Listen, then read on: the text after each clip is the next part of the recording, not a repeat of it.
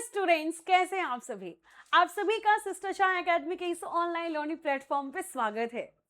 I know CUT PG 2026 के exam में अब सिर्फ गिन चुने 3 महीने बचे हुए हैं और 3 महीने में एमकॉम जैसे ह्यूज सिलेबस को हम कैसे कवर कर सकते हैं। है ना आपके दिमाग में भी क्वेश्चन? इन सारे सवालों के जवाब कि कैसे करेंगे, इतना लेंदी है, क्या स्मार्ट स्ट्रेटजी होगा, ये सारी चीज़ों का डिस्कशन आज करेंगे और उम्मीद करेंगे कि इस क्लास के बाद आपको कोई भी दिक्कत ना हो कि क्या करें कैसे करें। ठीक है, चलिए स्टार्ट करते हैं इस 3 मंथ प्लान को और स्मार्ट स्ट्रैटेजी के साथ। तो आइए सबसे पहले हम बात करते हैं कि एक्सपेक्टेड डेट क्या है एग्जाम का। मुझे ऐसा लगता है कि मिड मार्च में एग्जाम हो जाएगा, मिड मार्च से लास्ट मार्च तक एग्जाम हो जाएगा एंड एनी हाउ, क्योंकि प्रीवियस ईयर देखा जाए तो यही एक पैटर्न रहा है। बात करते हैं कि क्या क्या आपके दिमाग में होना चाहिए, क्योंकि सिलेबस अगर देखोगे तो बहुत ही लेंदी है, इतना लेंदी कि आपका दिमाग चक्कर खा जाए, सर घूमे चक्कर खाए वाला सुने हो, बस वही होने वाला है ना। लेकिन आपको पता करना होगा कि क्या आपके लिए इंपॉर्टेंट है और क्या आपको नहीं पढ़ना है, और उसी चीज़ों के बारे में हम डिस्कशन करेंगे। सबसे पहले जब आपने कॉमर्स लिया होगा ना, तो आपका कोर सब्जेक्ट कौन सा रहा होगा? अकाउंटेंसी, बिजनेस एंड इकोनॉमिक्स, यही कोर सब्जेक्ट रहा होगा ना। स्टैटिस्टिक 11th में पढ़े होंगे, है ना। 11th 12th ग्रेजुएशन में भी देखो तो कोर सब्जेक्ट घुमा फिरा के यहीं पे रहा है। बस आपको यही करना है, कोर सब्जेक्ट पे फोकस करना है। जैसे ही आप कोर सब्जेक्ट से इधर उधर भटकते हो, दिक्कत वहीं शुरू होती है।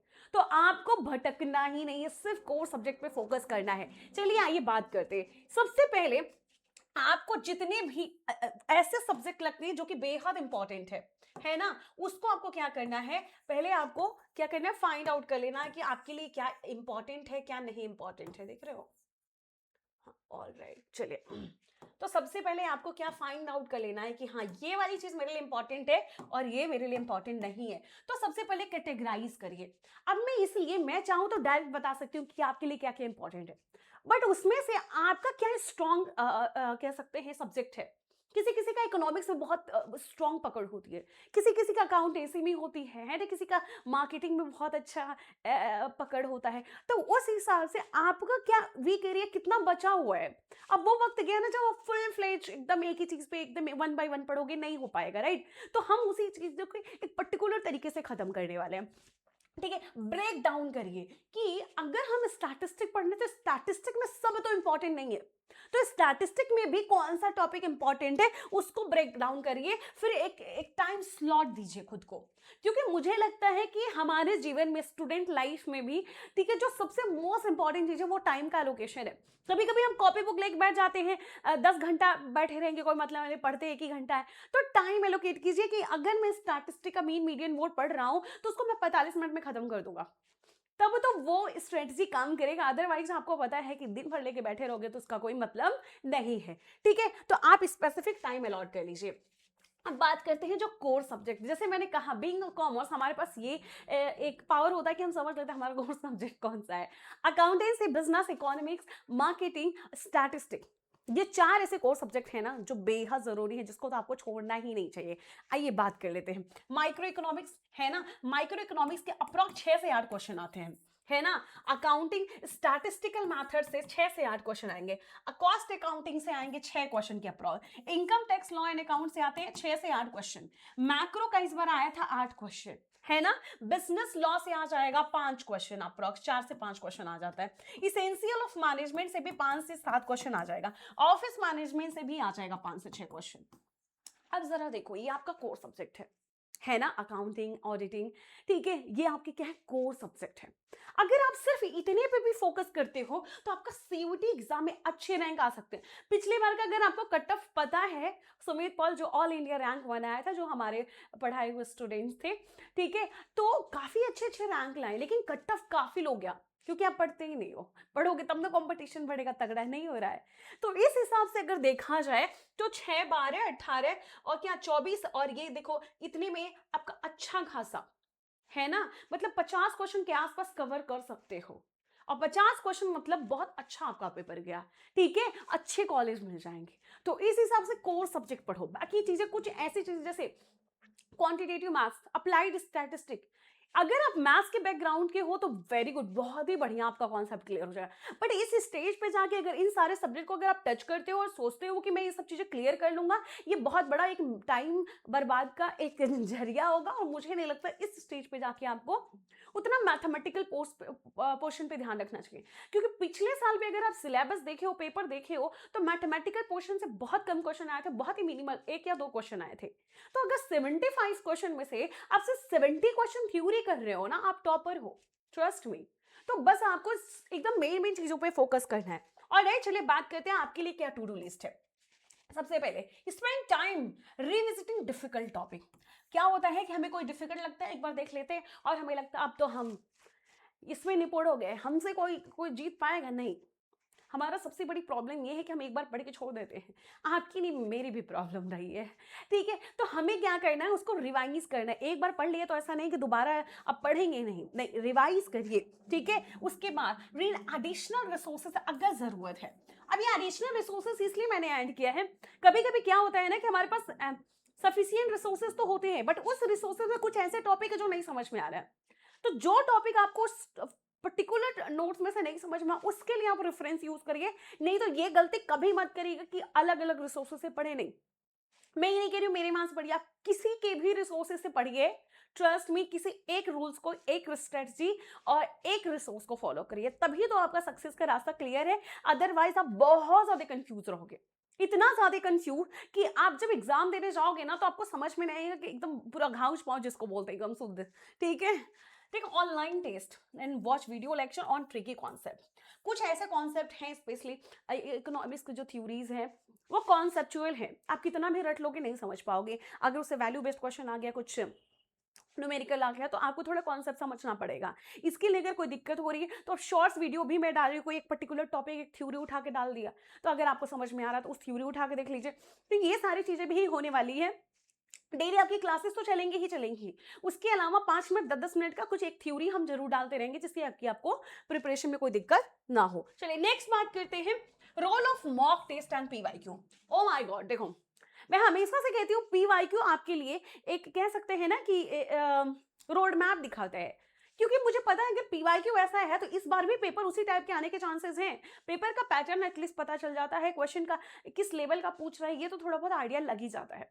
तो पीवाईक्यू का बहुत बड़ा योगदान है। अब बात करते हैं मॉक टेस्ट। मॉक टेस्ट एक ना प्रैक्टिस, टाइम मैनेजमेंट, आपके स्ट्रेस को कम करता है, आप यूज टू होते हो, क्योंकि काफी टाइम बैठना है, एग्जाम देना है, प्लस वो प्रेशर, एग्जाम वाला प्रेशर, आपको जितनी बार एग्जाम दोगे, मॉक टेस्ट दोगे, आपको फील होगा एंड आप काफी कुछ सीखोगे मॉक टेस्ट से। ट्रस्ट में, मैंने ये फेस जिया है और मुझे पता है कि कितना को सीखने को मिलता है। तो मॉक टेस्ट तो कभी मिस मत करना, चाहे तुम खुद से मॉक टेस्ट बना करो, किसी से परचेज करके करो, फ्री में करो, कहीं से भी करो करो, ठीक है, लेकिन अच्छी मॉक टेस्ट बहुत इंपॉर्टेंट है।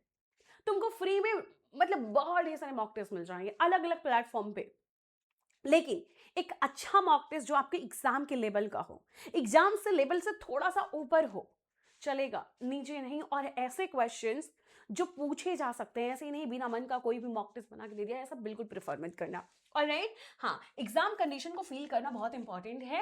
And time your self. भैया देखो, जब हम खुद को एक टाइम लिमिट दे देते हैं ना, तो हम मेंटली प्रिपेयर हो जाते हैं, बार बार सेम चीज काम करते हैं। ठीक है, मैंने कहा था ना आपको कि पहली बार कोई क्वेश्चन सॉल्व करो तो थोड़ा टाइम लग सकता है, दूसरी बार करोगे तो 110% उससे कम टाइम में सॉल्व करोगे, एंड 10th टाइम सॉल्व करोगे तो बहुत ही इजीली उससे हाफ टाइम से भी कम टाइम में सॉल्व कर लोगे।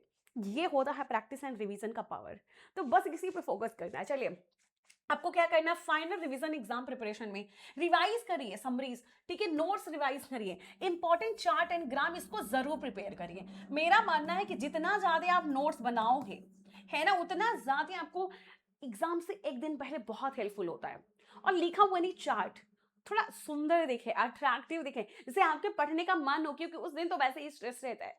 तो ऐसा कुछ बने जो इंटरेस्टिंग दिखे और देख के ही पता चल जाए रहे ये तो ये है, ये तो मुझे याद है ना। तो उस टाइप का नोट्स बनाइए। जो क्रूसियल चैप्टर्स है, जहां से आने के मोस्ट प्रोबेबली चांस है, उसको जरूर पढ़िए।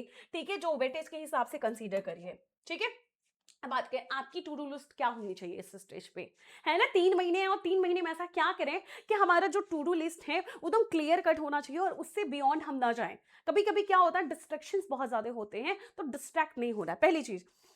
Take more mock exams and practice previous year PYQ. अब प्रीवियस ईयर पीवाईक्यू का रोल तो मैंने बता ही दिया है, अब उसको प्रैक्टिस कैसे करेंगे वन बाय वन हम वीडियो में बताएंगे, ठीक है। अब रिव्यू परफॉर्मेंस रिव्यू करना बहुत इंपॉर्टेंट है, जैसे आपको पता है ना, फंक्शन ऑफ मैनेजमेंट, प्लान करना, ऑर्गेनाइज करना, ये सारी चीजें सबके लाइफ का एक बहुत इंपॉर्टेंट पार्ट है।